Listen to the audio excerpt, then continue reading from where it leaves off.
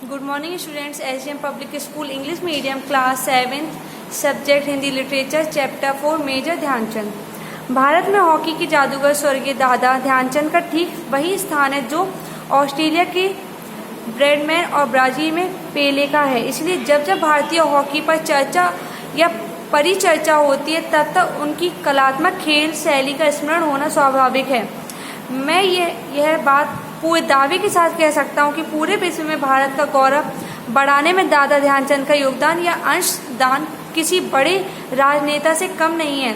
यह ठीक है, खेल भावना का मंत्र नेहरू जी ने दिया था, लेकिन उन्होंने उसे बहुत पहले ही व्यावहारिक रूप प्रदान कर दिया था। प्रस्तुत है कि उनकी कहानी, उनकी जुबानी। सन 1993 की बात है। उन दिनों में पंजाब रेजिमेंट की ओर से खेला जा करता था। एक दिन पंजाब रेजिमेंट और सेपर्स एंड माइनर्स टीम की खिलाड़ी मुझसे गेंद छीनने की कोशिश कर रहे थे, लेकिन उनकी हर कोशिश बेकार जा रही थी। इतने में एक खिलाड़ी ने गुस्से में आकर हॉकी स्टिक मेरे सिर पर दे मारी। मेरे सिर से खून बहने लगा और मुझे स्ट्रक्चर पर लिटाकर मैदान के बाहर ले जाया गया। प्राथमिक उपचार और डॉक्टर की पट्टी बांधने के बाद मैं फिर मैदान में आ पहुंचा। आते ही मैंने उस खिलाड़ी की पीठ पर हाथ रखकर कहा, तुम चिंता मत करो, मैं इसका बदला जरूर लूँगा। मेरे इतना कहते ही वह खिलाड़ी एकदम घबरा गया। अब वह हर समय मुझे ही देखता रहता था कि मैं कब इसके सिर पर हॉकी मारने वाला हूँ। मैंने एक के बाद एक झटपट 6 गोल कर दिए। खेल खत्म होने के बाद मैंने फिर उस खिलाड़ी की पीठ थपथपाई और कहा, दोस्त, खेल में इतना गुस्सा अच्छा नहीं होता। मैंने तो अपना बदला ले ही लिया है। अगर तुम मुझे स्टिक न मारते तो मैं तुम्हारी टीम को बड़ी मुश्किल से 2 गोल से हरा पाता। तुम्हारा ध्यान तो खेलने से ज़्यादा मेरी गतिविधियों पर केंद्रित रहा। तुम तो अपना स्वाभाविक खेल खेलना ही भूल गए थे। वह खिलाड़ी सचमुच इतना शर्मिंदा हुआ कि जब तक मेरे सामने रहा उसका सिर शर्म से ही झुका रहा। उसकी तो सिर उठाकर आंख से आंख मिलाकर बात करने की हिम्मत ही नहीं रही थी। सन 1926 में न्यूजीलैंड का दौरा करने वाली टीम में जब दादा को शामिल किया गया तब तक वे सेना में मात्र एक साधारण सिपाही थे। उन्हीं के शब्दों में उसके बाद तो मेरे नाम की चर्चा घर घर होने लगी थी। मुझे सिपाहियों के लक्ष्य नायक बना दिया था। मैं भी अपने को बड़े भाग्यशाली बनाने लगा, पर मेरा भ्रम तो उस समय दूर हुआ जब मैं बार्लिक ओलंपिक 1936 में कप्तान के रूप में चुना गया। वहां पर जाकर हमने देखा कि कोई भी जर्मन सैनिक यदि अच्छी सफलता प्राप्त करता है तो अगले ही दिन उसे लेफ्टिनेंट किया जाता था। उस हिसाब से हिटलर मुझे सचमुच फील्ड मार्शल बना देते। 14 अगस्त 1936 को भारत और जर्मन के बीच फाइनल मैच खेला जाने वाला था, पर उस दिन इसकी इतनी बारिश हुई कि मैदान में पानी भर गया। यह तय हुआ कि फाइनल 15 अगस्त की सुबह खेला जाएगा। 15 अगस्त 1936 का एक स्मरणीय दिन था। खिलाड़ियों में एक विचित्र प्रकार का भय और दहशत थी।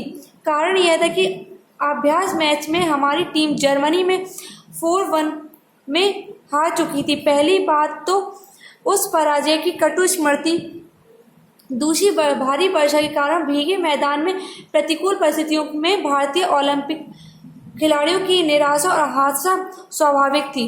सुबह सभी खिलाड़ी ड्रेसिंग रूम में एकत्र हुए। टीम में मैनेजर पंकज गुप्ता भी बहुत चिंतित थे। तभी उन्हें टीम का हौसला बढ़ाने के लिए एक युक्ति सूझी। सहसा उन्होंने तिरंगा सामने रख दिया, मानो बिना कहा जा रहा था कि अब इसकी लाज तुम्हारे हाथ में है।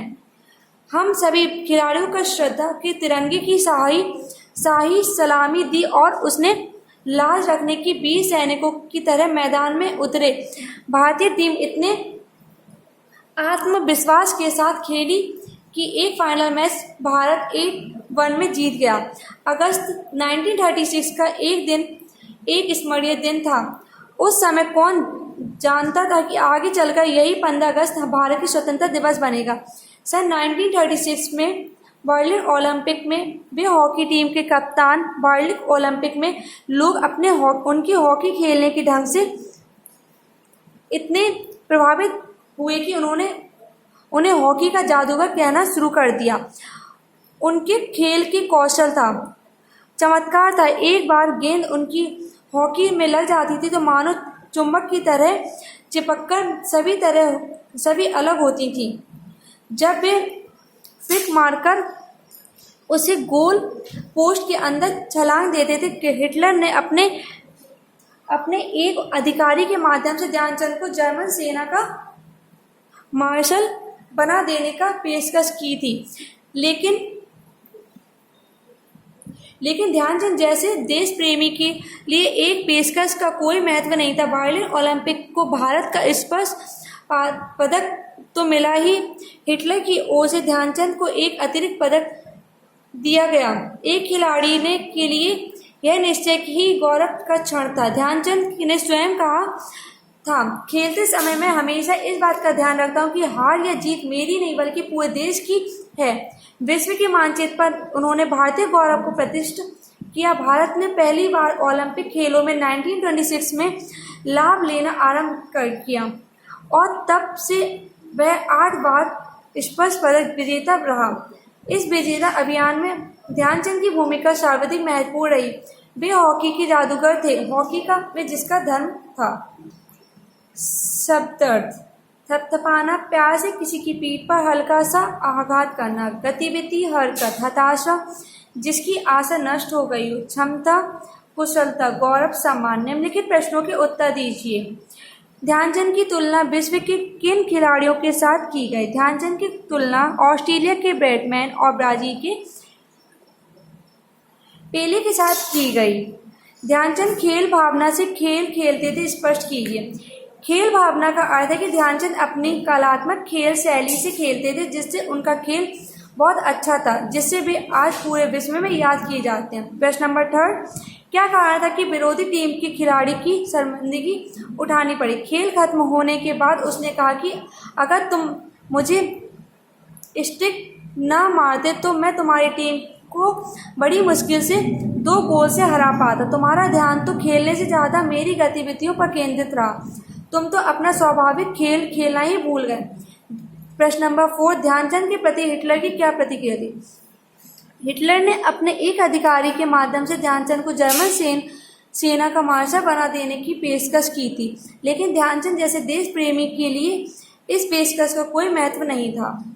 प्रश्न नंबर 5, 15 अगस्त 1936 का दिन एक स्मरणीय दिन था, कैसे स्पष्ट रूप में समझाइए। 15 अगस्त 1936 का दिन एक स्मरणीय दिन था। खिलाड़ियों में विचित्र प्रकार का भय और दहशत थी, क्योंकि अभ्यास मैच में हमारी टीम जर्मनी में 4-1 में हार चुकी थी। प्रश्न नंबर 6, भारत इस खेल में कितनी बार स्पर्श पदक विजेता बना रहा?